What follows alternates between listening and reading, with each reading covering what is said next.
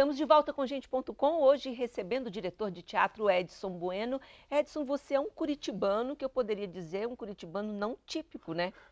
Não sei se eu não sou típico. Eu sempre falo que eu nunca me deixei influenciar Ah, é? Porque pelo é pior ruim? de Curitiba. Ah, tá. Eu gosto de curtir o melhor de Curitiba, mas eu nunca me deixei influenciar por aquela coisa xenófoba Aham. curitibana ou por aquela coisa bairrista, provinciana. Eu nunca me deixei influenciar por isso.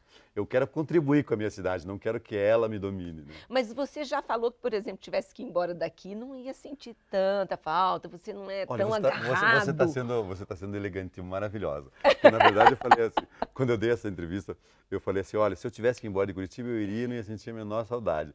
Aí teve um amigo meu que falou, você deu uma entrevista dizendo que odeia Curitiba. Eu falei, não, Não, falei que eu odeio não. Curitiba. Eu amo Curitiba.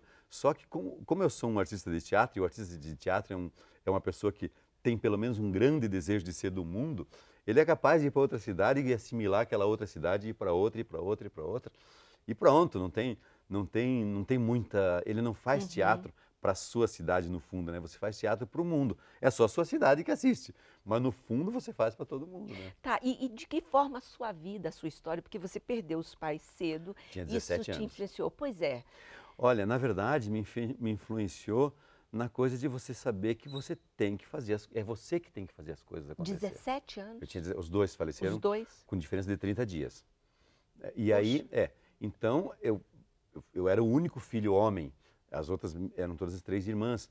Então aí eu acabei percebendo, e isso modificou toda a minha vida, de que tudo que eu queria fazer na vida, eu tinha que fazer. Eu não podia nunca ficar sentado esperando que viesse. Claro que, com o passar do tempo, pela tua experiência profissional, pela tua história, as coisas vêm na tua mão, graças a Deus, né? uhum. Mas se não vier, eu faço, Corre sabe? atrás. Eu vou atrás, eu me transformo, eu me modifico, eu me organizo para que eu faça acontecer. Eu tenho a mais absoluta certeza por ter ficado órfão com 17 anos e ter que cuidar da minha vida, né? Claro, claro, claro. Você, por exemplo, alguém te influenciou? Alguém, como que eu posso dizer? Suas referências, assim, quem que Olha, você... na verdade, o começo da minha Ah, vida foi cinema. Desde os porque um 14 menino anos, sozinho, a gente fica tentando imaginar assim, como virou o que está aqui hoje? até eu me assusto Como às se vezes com isso. transformou? Eu tinha 14 anos, eu não saía do cinema. Então, a minha primeira influência foram os grandes diretores de cinema. O Hitchcock, Aham. o Ingmar Bergman, o Fellini, o Buñuel. Então, e eu não era um menino simplesmente que ficava vendo o filme. Eu via os filmes e saía correndo atrás dos livros sobre eles. Eu sabia Ótimo. absolutamente tudo que era possível saber sobre o cinema. Eu vivia para isso. Quando eu comecei a fazer teatro, a maior influência que eu tive de teatro foi a Lala Schneider, foi a minha grande professora. Ela foi minha professora durante 3 anos, os 4 anos do curso de artes cênicas, virou minha amiga profunda, assim. Então, ela me ensinou o ofício de fazer teatro. Então, até hoje, você tem que ir se transformando, porque o teatro foi se transformando nesses 30 e poucos anos. Então, o teatro que se faz hoje não é o mesmo que fazia quando eu comecei a fazer teatro. Não tem mais aquele formato que a Lala me ensinou. Então, você vai se transformando, porque se você não se transformar, você fica no tempo e vira um dinossauro e depois vira até estátua, né? É verdade, né? Então, você vai se transformando, você vai se entrando no novo mundo. Mas aquele princípio do que a Lala me ensinou tá cravado na minha pele, no meu corpo. Foi a minha grande professora, a minha grande musa. E o que seria a essência disso, desse princípio? O que você acha que ela passou para você, que Olha, você não vai perder nunca, olha, você não abre mão? a paixão pelo teatro, Aham. a responsabilidade de fazer um espetáculo muito forte, um espetáculo que tenha importância. Ela dizia até, eu não vou falar o que ela dizia porque é um palavrão, não vou falar um palavrão aqui. Mas a Lala dizia assim, você tem que fazer um teatro que seja importante para os outros e não simplesmente que divirta as pessoas. Pode falar o palavrão. Ela falava, você tem que ter cu para fazer teatro. É? Ela dizia isso. Ela Ah. dizia, o tempo inteiro na minha cara ela dizia isso. Então O ela teatro tem que ser transformador, não tem? A pessoa não exatamente. pode sair do E ela mesmo jeito. tinha isso muito forte nela, assim. Aham. E ela dizia uma coisa que assim, o teatro tem que ser grande.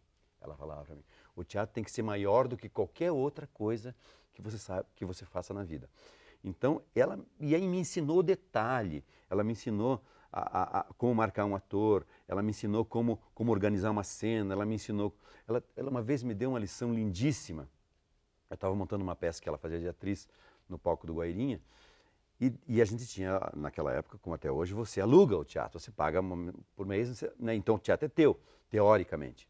E aí veio um grupo de pessoas que iam fazer um programa de televisão e eles precisavam ocupar o espaço ali durante um tempo para fazer o trabalho deles do que ia ser no dia seguinte. E eu era jovem, comecei a ficar ansioso, neurótico, porque pô, o teatro era nosso ali, não sei o quê.